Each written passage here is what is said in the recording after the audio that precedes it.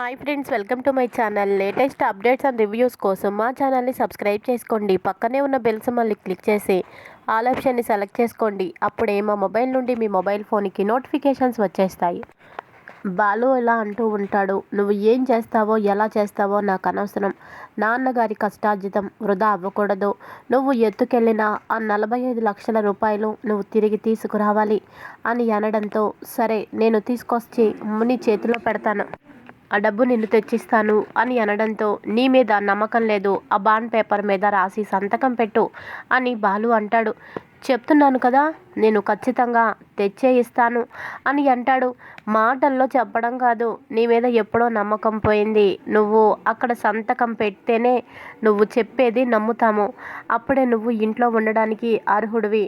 అయినా నువ్వు వెళ్ళిపోయినా కూడా ఆ డబ్బైతే కట్టే తీరాలి అని బాలు కరాఖండిగా చెప్పడంతో ఇక ఇలా అంటాడు, నేను సంతకం పెట్టను, కానీ అమ్మ మీద ఒట్టేసి చెప్తున్నాను, ఎలాగైనా సరే ఆ డబ్బు తీసుకొచ్చి నేను ఇస్తాను అని చెప్పడంతో బాలు షాక్ అవుతాడు.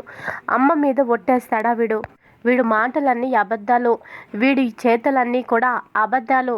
ఇప్పుడు అమ్మ మీద ఒట్టేస్తున్నాడు. ఈ ఒట్టు అమ్మని బలి తీసుకుంటుంది. వీడు చెప్పినవన్నీ అబద్ధాలు అని అనుకుంటూ ఇలా అంటాడు, అమ్మ మీద ఒట్టేయడం ఏంట్రా? అమ్మ మీద ఒట్టేసి నువ్వు ఏం చేస్తావో నాకు బాగా తెలుసు. నువ్వు ఈ బాండ్ పేపర్ మీద సంతకం పెడితేనే అప్పుడు నమ్ముతాను అని అనగానే ఇక ఇలా అంటుంది ఇక ప్రభావతి, నా కొడుకు నా మీద ఒట్టేశాడు అంటే ఆ డబ్బు కట్టేస్తాడు అని అర్థమది. బాండ్ పేపర్ కంటే నా మీద ఒట్టేవాడికి ఎక్కువ. నా మీద ఒట్టేసి వాడు తప్పడు, ఎట్లా అయినా తెచ్చే ఇస్తాడు అని చెప్పి ఇక ప్రభావతి కూడా అంటుంది. ఇక ఇదిలా ఉండగా ఇంకొక పక్కన మనోజ్ ప్రేమించిన అమ్మాయికి ప్రెగ్నెన్సీ రావడంతో ఇక టెన్షన్ పడుతుంది. కళ్ళు తిరిగి కింద పడిపోవడంతో ఇక హాస్పిటల్కి వెళ్తే ప్రెగ్నెన్సీ కన్ఫర్మ్ చేస్తారు. వెంటనే కోపంతో మనోజ్కి ఫోన్ చేస్తుంది. కానీ మనోజ్ తన ఫోన్ని బ్లాక్ లిస్ట్లో పెట్టడం వల్ల ఫోను అసలు రింగు కాదు. ఆ అమ్మాయికి ఏం చేయాలో అర్థం కాక ఇక వెంటనే ప్రభావతి ఫోన్కి ఫోన్ చేస్తుంది.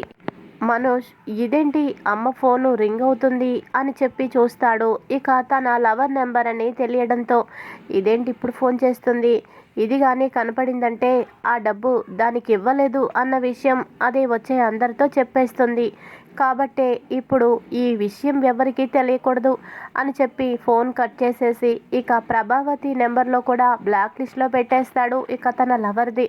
పాపం ఆ అమ్మాయి చాలా కంగారు పడుతుంది. ఇప్పుడు ఈ నిజం ఇంట్లో తెలిస్తే నన్ను చంపేస్తారు.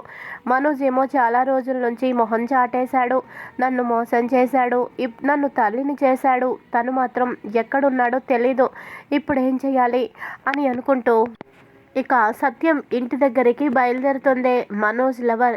ఇదిలా ఉండగా ఇంకొక పక్కన ప్రభావతి కొడుకుకి టిఫిన్ పెడుతుంది. ఇక కొడుకేమో కావాలని తల్లి దగ్గర బాధపడుతున్నట్టు నటిస్తాడు.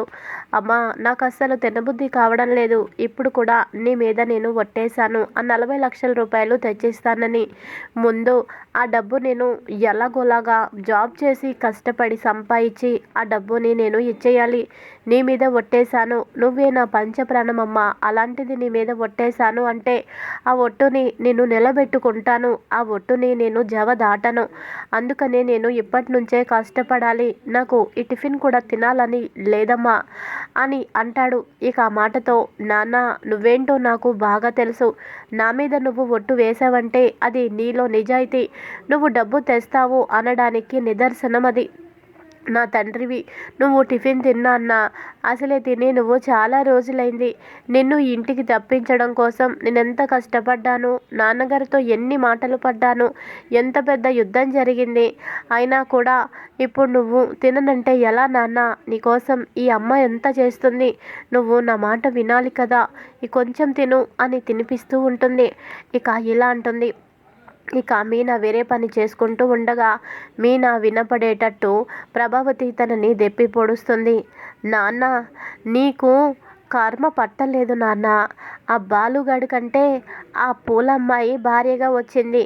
వాడి యొక్క నష్టజాతకానికి అలాంటి అమ్మాయి సరిపోయింది. నువ్వు మహారాజువి. నువ్వు పెద్ద చదువు చదివావు. మంచి ఉద్యోగం నీకు వస్తుంది. లక్షల్లో జీతం వస్తుంది. నీకు ఇలాంటి అమ్మాయి భార్యగా రాదు. ఎంతో గొప్ప ఇంటి అమ్మాయి నీకు భార్యగా వస్తుంది. ఆ దేవుడు నీ యందు ఉన్నాడు కాబట్టే కొంతమంది నష్టజాతకుల్ని నీ జీవితంలోకి రప్పించలేదు అని మీనాని ఉద్దేశించి అనడంతో మీనా బాధపడుతుంది. ఈలోపు ఇక బాలు సత్యం ఇద్దరు వాళ్ళ పని మీద బయటికి వెళ్తారు. ఓ అమ్మాయి డోర్ కొడుతుంది. ఎవరు ఈ టైంలో అని చెప్పి ఇక ప్రభావతి బయటకు వస్తుంది. అదేంటి, ఎవరి అమ్మాయి అని చెప్పి, ఎవరమ్మా నువ్వు అని అనగానే నేనండి అని అంటుంది. ఇంతలోపు మీనా వస్తుంది. ఎవరు కావాలండి అని అనడంతో మనోజ్ కావాలి అని అంటుంది. మనోజా? మనోజ్ ఎందుకు? మనోజ్ ఫ్రెండువా అని అడుగుతుంది ప్రభావతి. ఫ్రెండుని కాదండి, నేను లోపలికి వస్తే అన్ని విషయాలు చెబుతాను అని అనగానే ఎవరి అమ్మాయి? అన్ని విషయాలు లోపలికి వస్తే చెప్తానంటుంది అని అనుకుంటూ ఉంటుంది. ఇంతలోపు మనోజ్ వస్తాడు. తనని చూసి షాక్ అవుతాడు. ఇక అట్నుంచటే పారిపోవాలనుకుంటాడు. కానీ వెంటనే అమ్మాయి మనోజ్ని చూసి మనోజ్ అని గట్టిగా అరవడంతో ఇక వెనక్కి వెళ్ళిపోయేవాడల్లా ఆగుతాడు. ఏంటి మా మనోజ్ నీకు తెలుసా? తనతో నువ్వు ఏం మాట్లాడాలి? ఎవరమ్మా నువ్వు అని ప్రభావతి అనడంతో ఇక మీనా, అత్తయ్య గారు ఆడపిల్ల కదా, బయట మాట్లాడాలంటే తనకి ఏదో సిగ్గుగానో అవమానంగానో అనిపిస్తుంది. లోపలికి పిలిచి మాట్లాడిద్దాం అని అనడంతో సరేలే అని ఇక అమ్మాయిని లోపలికి పిలుస్తారు. ఇక పిలిచిన తర్వాత ఏంటమ్మా అని అనడంతో నేను మనోజ్ వల్ల తల్లిని కాబోతున్నాను అని చెప్పడంతో ఒక్కసారిగా షాక్ అయిపోతుంది ప్రభావతి. ఏంటి ఏంటి నువ్వు చెప్పేది అని అనడంతో అవునంటీ, నాకు మనోజ్కి మధ్య సంబంధం ఉంది అని చెప్పి అంటుంది. ఇక మనోజ్ అయితే ఏమీ మాట్లాడకుండా మౌనంగా ఉంటాడు. ఇక తర్వాత మీనాకి కూడా కోపం వస్తుంది. పెళ్ళి కాకుండా అమ్మాయిని తల్లిని చేయడం ఏంటి? ఆ అమ్మాయి ఇల్లు వెతుక్కుంటూ ఇక్కడికి వచ్చింది. ఆడపిల్లని మోసం చేయడమే మనోజ్ గారు పనిగా పెట్టుకున్నారా? తను చేసిన తప్పులన్నిటికీ నా భర్త శిక్ష అనుభవిస్తున్నాడు. తన వల్ల నేను కూడా శిక్ష అనుభవిస్తున్నాను. ఏం పద్ధతిది అని అనుకొని ఏంటిది? ఏంటత్తయ్య గారు ఆవిడ చెప్పింది మీకు వినబడింది కదా అని అనగానే వినబడింది. అయినా తనేమి నీలాగా ఆనామకురాలేమీ కాదులే, తనకి మంచి సౌండ్ పార్టీనే అయి ఉంటుంది అని చెప్పి, అమ్మా నువ్వు నా కొడుకు ప్రేమించుకున్నారా అని అంటే అవునంటీ అని అంటుంది. నువ్వు తల్లివి కాబోతున్నావా? నీకు నేను అన్యాయం జరగనివ్వను. ఎంతైనా నీ కడుపులో పెరుగుతున్నది నా కొడుకు రక్తం కాబట్టే మీ పెద్దవాళ్ళని వాళ్ళతో కొన్ని విషయాలు మాట్లాడి మీ ఇద్దరికి పెళ్లి జరిపిస్తాను. ఇంతకీ మీరు ఎవరమ్మా అని అడగడంతో ఆంటీ నాకు ఎవరు లేరా ఆంటీ, నాకెవరూ లేకపోతే ఒక ఆవిడ నన్ను ఆశ్రమంలో జాయిన్ చేసింది. ఆశ్రమంలో ఉంటూ నేను చదువుకుంటూ ఉంటే మనోజ్ గారు నన్ను ఇష్టపడ్డారు. ఇలా లొంగ తీసుకొని నన్ను తల్లిని చేశారు. నా వైపు ఎవ్వరూ లేరు అని చెప్పగానే ప్రభావతి షాక్ అవుతుంది. ఏంటి, ఎవరు లేరా నీకు? అనాథాశ్రమంలో ఉండి చదువుకొని ఇప్పుడు మావాడు నిన్ను ప్రేమించాడా అని అంటే అవునంటీ, ఎవరూ లేని నీకు అన్నీ నేనే నిలబడతాను అని చెప్పాడు అని అమ్మాయి చెప్పడంతో షాక్ అవుతుంది. ఇక ప్రభావతి మనోజ్ని పిలిచి ఏంట్రా ఇది, ఏం జరుగుతుంది? అమ్మాయి చెప్పేది వింటుంటే నాకేమీ అర్థం కావడం లేదు, నాకే షాకింగ్గా ఉంది అని అంటే అవునమ్మా, తను చెప్పేది అబద్ధమమ్మా, తనకి ఎవరూ లేరని నాకు తెలీదు, తరువాత తెలిసింది. అప్పటికే నేను మోసపోయానమ్మా తన చేతిలో అని అనగానే ఇక మీనాకి పట్టలేనంత కోపం వస్తుంది. ఆపుతారా మీరు మోసపోవడం ఏంటి? మీ వల్ల అమ్మాయి మోసపోయింది, అమ్మాయి తల్లైంది. మీకు ఆ విషయం తెలియదా? ఏమి ఎరగనట్టు ఇంటికొచ్చారు. మీ అమ్మకి వేరే వేరే విషయాలు చెప్పారు. కానీ ఓ అమ్మాయి నా వల్ల మోసపోయింది, అమ్మాయి నా వల్ల తల్లి కాబోతుంది అని ఈ ఒక్క విషయం మీరు మీ అమ్మతో చెప్పారా? చెప్పలేదు. ఎందుకంటే మీ తప్పులు మీ అమ్మకి తెలిస్తే మీ అమ్మ దగ్గర మీరు చులకనైపోతారు. మిమ్మల్ని మీ అమ్మ నమ్మదని ఏ విషయం మీరు చెప్పరు. అత్తయ్య గారు, ఆ అమ్మాయి మనోజ్ వారి వల్ల పూర్తిగా తన బ్రతికే ఇదైపోయింది, నాశనం అయిపోయింది. ఇప్పుడు మీరు తనని అడగాల్సింది నీ వెనుక ఎవరున్నారు, నీ వెనుక ఎంత ఆస్తిపాస్తు ఉంది అని కాదు అడగాల్సింది. తన పేరేంటో కనుక్కొని మనోజ్ గారికి ఆ అమ్మాయికి పెళ్లి చేయడం, అది మీరు చేయాల్సింది అని అనగానే ప్రభావతి షాక్ అవుతుంది.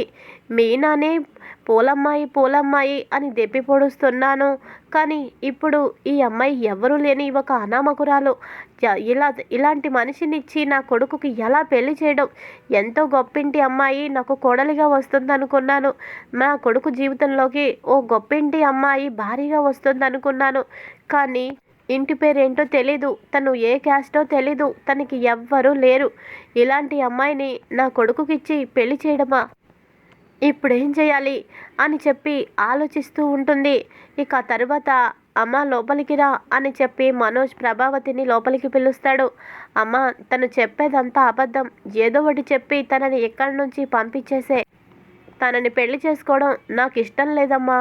ఇంకా నాకు ఎన్నో ఆశలున్నాయి. నేను పెద్ద జాబ్ చేయాలి, చాలానే ఉన్నాయి. ఇప్పుడే పెళ్ళి నాకు ఇష్టం లేదు. తనని ఇంట్లో నుంచి పంపించేసే అమ్మా, ఏదో ఒకటి చేసి అని అనగానే ప్రభావతి మనోజ్ చంప పగలగొడుతుంది. ఏంట్రా పంపించేసేది?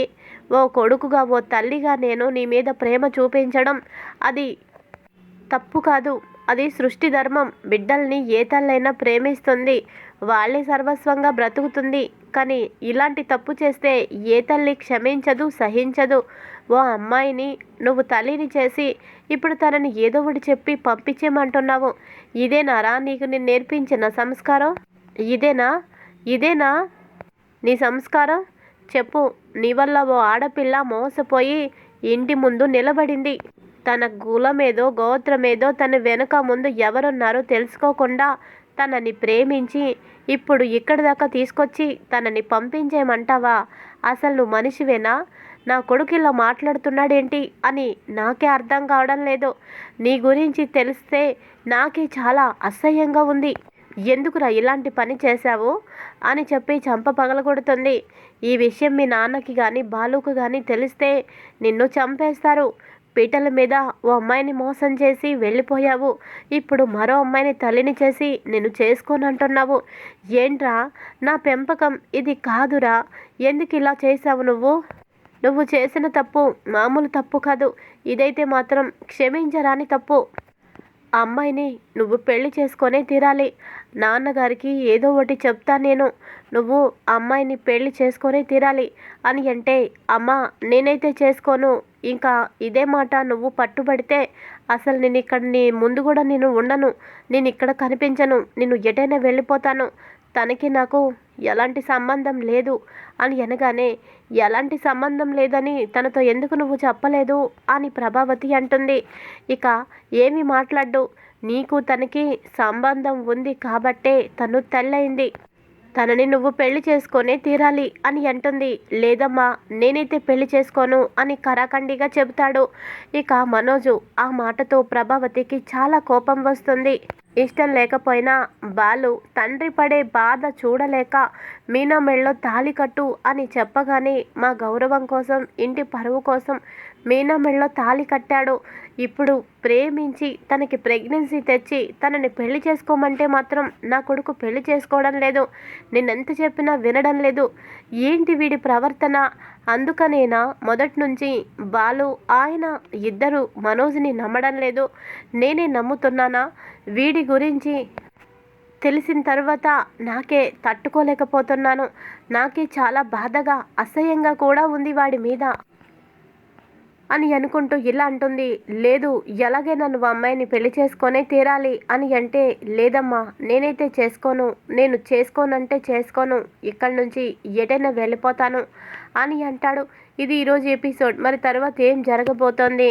మనోజ్కి అలాగే అమ్మాయికి దగ్గరుండి పెళ్లి జరిపిస్తారా? మరి పెళ్లిలో కూడా అలాగే చేసి వెళ్ళిపోతాడా? ప్రభావతి ఎన్నాళ్ళు మీనా మంచిది కాదు, అలాగే మీనా మా ఇంటి కోడలు అవ్వడం దురదృష్టం అని అనుకుంటూ ఉంది కదా. మరి ఆ అమ్మాయి కోడలు అయ్యాక మీనా గొప్పతనం తెలుసుకుంటుందా? ఇంకా ఏం జరగబోతుందో ముందు ముందు తెలుసుకుందాం. Thanks for watching. Hi friends, welcome to my channel. Latest updates and reviews